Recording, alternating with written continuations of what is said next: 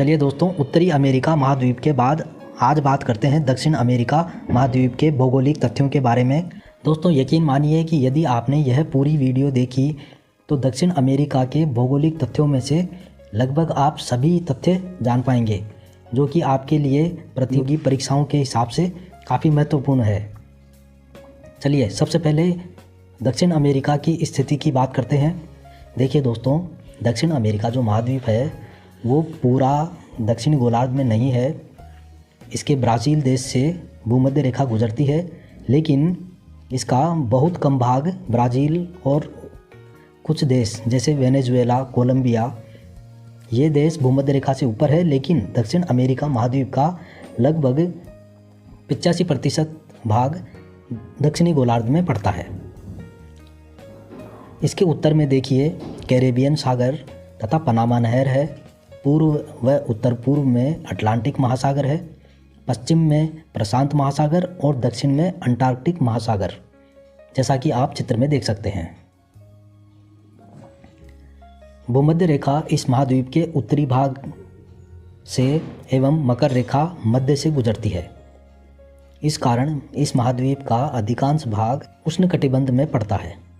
दक्षिण अमेरिका की उत्तर से दक्षिण की लंबाई, दक्षिण अमेरिका जो महाद्वीप है इसके ऊपर से लेकर के बिल्कुल नीचे तक की जो लंबाई है दोस्तों, ये लगभग 7,200 किलोमीटर और पूर्व से पश्चिम की चौड़ाई जो है वो 5,120 किलोमीटर है। क्षेत्रफल की दृष्टि से बात करें तो यह चौथा सबसे बड़ा महाद्वीप है, जो आकार में भारत से लगभग 6 गुना बड़ा है। और देखिए पनामा नहर जो है वो इसे उत्तर अमेरिका महाद्वीप जो है उससे अलग करती है, जैसा कि आप चित्र में देख सकते हैं। ये पनामा नहर है जहाँ पे आप तीर का निशान देख रहे हैं। इससे ऊपर की ओर उत्तर अमेरिका महाद्वीप और नीचे की ओर दक्षिण अमेरिका महाद्वीप है। जबकि यहाँ पर जो पनामा नहर है ये पनामा देश के अंतर्गत आती है और पनामा देश जो है ये उत्तर अमेरिका में आता है। दोस्तों ये ध्यान रखने वाली बात है। आंकड़ों के बारे में बात करें, देखिए क्षेत्रफल, तो दक्षिण अमेरिका महाद्वीप का क्षेत्रफल लगभग 1,78,40,000 वर्ग किलोमीटर है, जो संपूर्ण विश्व के भूभाग का लगभग 12% है।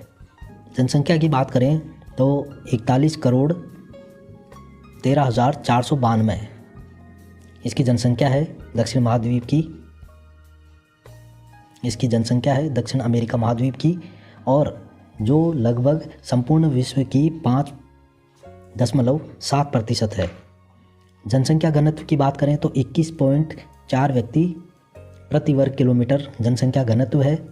और दक्षिण अमेरिका महाद्वीप के अंतर्गत कुल 15 देश आते हैं दोस्तों, जिनमें 12 स्वतंत्र हैं और 3 अधीनस्थ हैं, और ये फरवरी 2017 की रिपोर्ट के अनुसार है।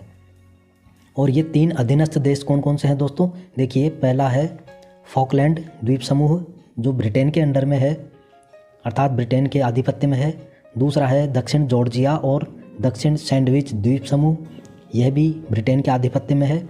और तीसरा देश है फ्रेंच गुयाना, जो फ्रांस के आधिपत्य में है।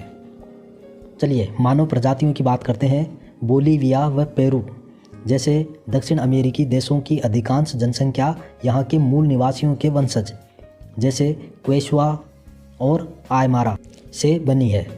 अश्वेत और यूरोपीय प्रजातियों के मिश्रण से मुलाटो प्रजातियाँ बनी है। भारतीय मूल के लोगों के वंशज गुयाना और सूरीनाम के सबसे बड़े जातीय समूह में से एक है। अश्वेत व रेड इंडियन के मिश्रण से जैम्बो प्रजातियाँ बनी हुई है। दक्षिण अमेरिका के अधिकांश लोग रोमन कैथोलिक ईसाई हैं।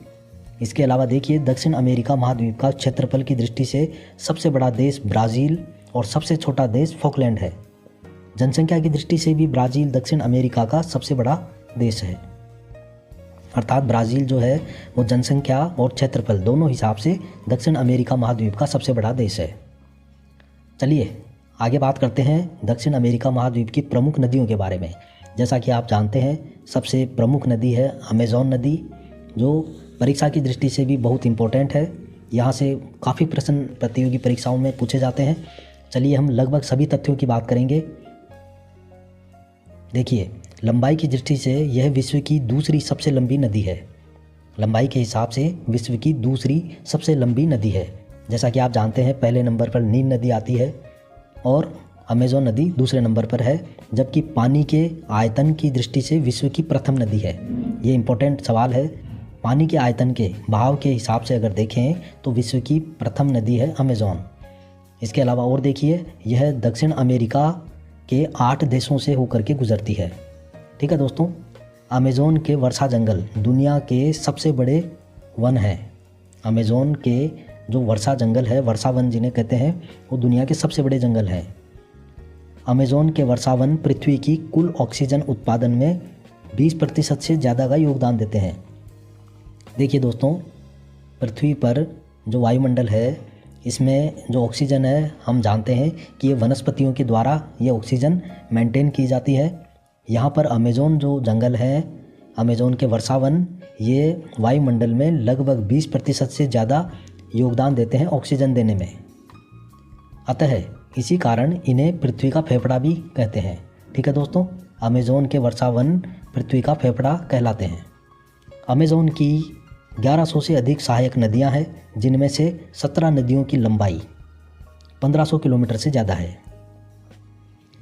और देखिए, अमेज़न की लंबाई 6200 किलोमीटर लगभग है, जबकि वर्षा के मौसम में यह लंबाई बढ़ जाती है क्योंकि नदी और लंबाई में चलती है और इस कारण इसकी लंबाई 7000 किलोमीटर हो जाती है, जिसकी वजह से ये कई बार नील नदी जो 6853 किलोमीटर लंबी है उससे भी ज़्यादा लंबी हो जाती है। ठीक है, वर्षा के मौसम में अमेज़न नदी नील नदी से भी ज़्यादा लंबी हो जाती है। इसके अलावा देखिए, और अमेज़न में मछलियों की लगभग 3000 प्रजातियां पाई जाती है। दुनिया का सबसे बड़ा सांप आप सब जानते हैं एनाकोंडा, ये अमेज़न में ही पाया जाता है।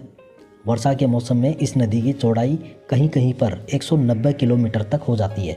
ठीक है दोस्तों, नदी की चौड़ाई की बात हो रही है, 190 किलोमीटर चौड़ी नदी। ठीक है, ये बहुत ज़्यादा है। चलिए आगे चलते हैं।